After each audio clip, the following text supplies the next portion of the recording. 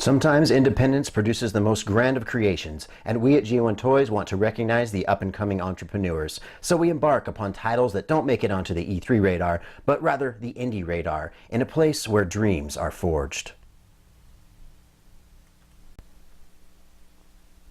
Welcome back, PlayStation and puzzling fans alike. Today we're bringing you a special review going over the games published by the Dutch publisher Soedesco, and we've been following this company for the last year and been picking up quite a few titles by them, and we just love what we've seen so far. There are some some bad ones, but there's some good ones as well, some really good ones. So today we're going to cover about 10 of those titles, and starting with Adam's Venture Origins, it is rated E for everyone for some mild violence and is presented very nicely. Definitely pick these up for the fam.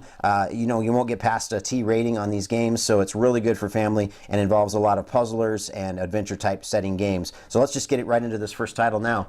You must be asking yourself, who is this Adam guy and what venture should I be concerned with? Well, the reason we're here today is to pay our respects to independent gaming. So let's get started with the basics. Adam's Venture is a third-person adventure puzzler with no combat sequences. So instead of gut-clenching action, we get serene-coded puzzle solving. And it's tuned to key with the progression you experience. In theory and in play, the game is well crafted, but for technical aspects, it feels unfinished or under-budgeted. Water glitching or floating people popping up in the oddest of places are enough to either 1, feel like Jesus walking on water with no ripple effects, or 2, watching the next installment of Paranormal Activity. Either way, there's a humor to be taken away from any oddity. Just look at the platypus. And our next Soedesco title we bring to you is called Black Hole. This is the complete edition and has some pretty cool looking artwork on the front. Now this is kind of a rarity. I had to order this copy because I could not find it anywhere in my town. So, if you're getting every Soedesco title, you would most likely have to order this one to have it in your collection. This is rated T for drug reference, fantasy violence, and some mild language. It was intriguing, I must say. I really wanted to see where they would go with it. I wasn't entirely impressed, but I did like certain aspects of it, so we'll get into it now. Maybe we can bank on a sequel entitled White Hole, but until then, we have a puzzler with stage and gravity manipulation. Broken up into 7 themed zones with roughly 12 parts, you scour the surroundings for self-burns and orbs. Put on your thinking noggin, because we're in for a bumpy ride here. It's not as forgiving as most platformer-style puzzlers. It's a ballet of timing and skill, and at times as frustrating as navigating California freeways. Also, maybe it's the gravity ratio a distant planet may have, but controlling the main character isn't the most responsive. I would say this is a very average title, relatively speaking. Next up, Earthlock, Festival of Magic. And this is another title that is a little bit hard to find in the wild, especially the North American version. I think this is more readily available in the UK, and I've seen it advertised there quite a bit more, but it's definitely a good one to have in your collection, and I think will become rare into the future. It is rated E10+ for fantasy violence, and has a nice presentation there on the back as well. So we're going to get right into this one. Finally, a turn-based JRPG style is tackled by this developer, and it couldn't even surpass the PS2 era of graphics or design. But I guess that's my own pickiness, or shallowness if you will. Festival of Magic is actually done quite well with a diverse set of enemies, Final Fantasy X style battles, and use of bond points to level up your chosen pair. Aside from the logistics, you may also be wondering where the name sprang from.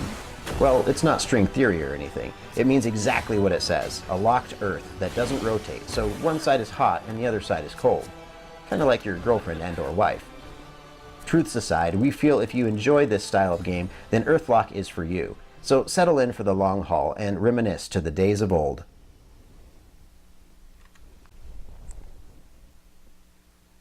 For our fourth Soedesco title, we bring to you Aether 1, and I refuse to call it Aether 1. I have heard other people do that, but it just does not roll off the tongue right, and for the sake of this review, it is Aether 1. It's rated E10+ for everyone and has some alcohol and tobacco reference, mild language, and mild violence. And it's kind of interesting if you look at the art direction on this and the way it's presented, it kind of comes across as a limited run style game, and I really did like the way they did the artwork here. Looks really cool, very intriguing. Definitely the type of game that you want to pick up because it's only about $25 and it's worth that type of cash, I feel, in my heart. Let's talk about Aether 1. In the town of Pinwheel, you are the lab rat in a new medical procedure to reclaim the memories of a patient who suffers with dementia. Ribbons lead the way to more narrative and open up a path to the cure. White Paper and Soedesco have created an idea that is very unique, and what better indie duo to do it? You fortunately have a choice to either zip through it or try your hand at some very difficult puzzles, which is what Soedesco seems to be famous for. Sorry, I had to do that. Does the game look good? Well, for the watercolor journey through the mind of a behavioral medicine patient, you might find yourself giddy with contentment. Mostly, this makes for a concerned thinker who wants nothing more than to bridge the gap between synapses of the elderly. So tie a yellow ribbon around the old oak tree because it might be considered medicinal. Next up, we have Real Farm. Excuse me, I was getting caught up in the moment there. So guys, this is a farming simulator. Is presented extremely nicely on the front, rated E for everyone, and there's no reasons for the E, but as you can see, it is presented very nicely. And the only problem is it sucks. So let's get right on into it. Ghost farming is the new craze when it comes to sim-like cultivation, and this one is the flagship, offering no real-world interaction. Seriously guys, if you want to really get into 2D farming on PS4, you either 1, like self-deprecation from the great outdoors, or 2, just have to own every Soedesco title available and hence purchase this one. Very disappointing to say the least, and even getting into it, completing your collection is borderline hillbilly. It's really a huge waste of time. Technically speaking, it doesn't even feel accurate while operating heavy machinery. In the famous words of Bob Dylan, I ain't gonna work on Maggie's farm no more. And our next game we're talking about is called Shiny. And as you can see, this one was pretty enticing from the start. I really liked the art direction on the front of the cover. Thought it looked awesome. It is rated E for everyone for mild fantasy violence. As you can see, it is presented very nicely. It comes across kind of as a stealth incorporated, maybe Abe's Oddworld type of feel. And it kind of has that, but it's just not as good. So let's get into this one now. The title may be shiny, but the gameplay is somewhat lackluster. Shiny comes off as a platformer adventure with moderate steam pushing it forward by its premise. Marooned on a planet, doomed by a cosmic event, it's your job to evacuate your robot companions and get them out of harm's way. I would have liked to see more depth within gameplay and maybe even some movie-like sequences that sparked emotion similar to Johnny 5 and Short Circuit. I think with some bigger production, this could have been a great side-scroller, but instead, it blew a fuse.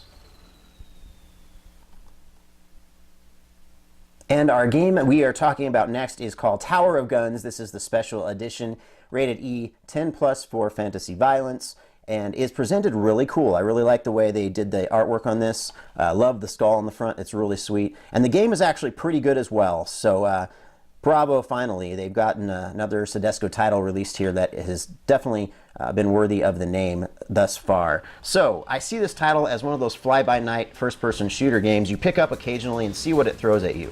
Levels actually change randomly each time you play, so it's always fresh and a new experience. It's vaguely reminiscent of Strafe, minus the pixelated bloodbath, and dare I say better.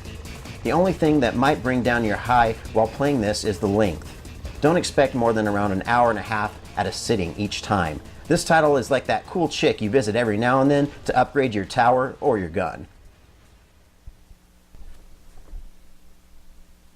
This next title is called Tricky Towers, and this is basically Tetris, Jenga, and Wizardry all wrapped into one game, and it's actually pretty good, guys. It's got some co-op options, so it's really nice. Rated E for nothing at all, as you see down there at the bottom, and it's really cool. It's you can play 1 through 4 players with this one, and it's hard to find co-op games like this, but it's a puzzler, obviously. So another great title by Soedesco in the puzzle realm. We're talking about Tricky Towers. I like to refer to this one as Jangris, a cross between Jenga and Tetris. That really sums it up, other than the wizards trying to monkey wrench your builds and choosing the correct magic for the correct stage. With 3 modes and multiplayer options, it's a sweet delight for puzzle freaks with some towers of trickery. Lego My Lupo. This is the special edition of Lupo, rated E for fantasy, mild fantasy violence, that is. Finally had some content we could talk about there. And as you can see, is presented quite intriguingly. I really like the cover art. Didn't know what to expect when I picked this up, but I popped it in and I played it, and I was pleasantly surprised. Let's talk about Lupo. Cutesy wootsy twin stick shooter RPG? Why not? Steam can kick out some unique games for sure, and I wasn't too sure about this one going in, but I soon saw how the Netherlands developers were truly from another land. Disclaimer, Must play while eating bubblegum flavored ice cream.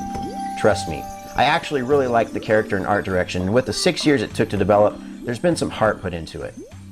Bosses are as well constructed as the levels themselves, and there's plenty of flavor-infused content to savor.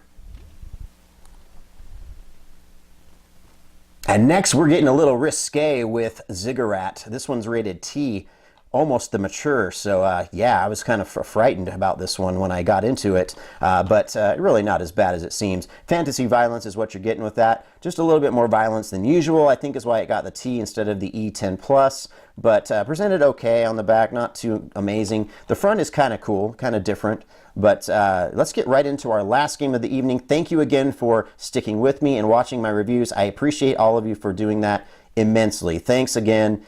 If you feel like subscribing or if you want to give this video a like, that would be appreciated. Let's talk about Ziggurat. Guess I zigged when I should have zagged. A bit rogue, a bit goal-focused, you scale the tower Ziggurat in an all-out creature feature that would put Alice in Wonderland to shame. The problem with this first-person shooter is monotony. It's non-stop blasting and casting spells. You may grow weary when you realize the same style gameplay is wearing a mask to trick you into thinking it's something new. Also, I remember when mana was referred to in the Bible as food from heaven, but now it indicates an ammo supply on a blue bar in a game I can't pronounce. What a country. Now that you've been introduced to the world of indie, we hope you gathered sufficient input to reassemble your collection with redefined taste. Not all are award-winning, but many are heartfelt and strive to be different in a media-driven ballet. This is G1 Toys saying give the little guy a chance, and he'll do big things.